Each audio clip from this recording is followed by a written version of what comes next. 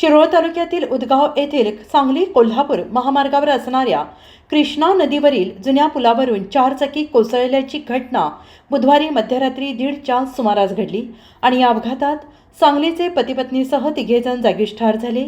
पती प्रसाद भालचंद्र खेडेकर वय वर्ष 35, पत्नी प्रेरणा प्रसाद खेडेकर वय वर्ष 36, दोघे राहणार मारुती रोड गावभाग सांगली आणि वैष्णवी संतोष नार्वेकर वय वर्ष 21 राहणार आकाशवाणी केंद्र सांगली अशी त्यांची नावे आहेत. समरजित प्रसाद खेडेकर वय वर्ष 7, वरस संतोष नार्वेकर वय वर्ष 19, साक्षी संतोष नार्वेकर वय वर्ष 42 सर्व राहणार सांगली हे गंभीर जखमी झाले आहेत आणि घटनास्थळी स्थानिक नागरिक आणि जयसिंगपूर पोलिसांनी धाव घेऊन जखमींना सांगली सिव्हिल रुग्णालयात उपचारासाठी दाखल केले.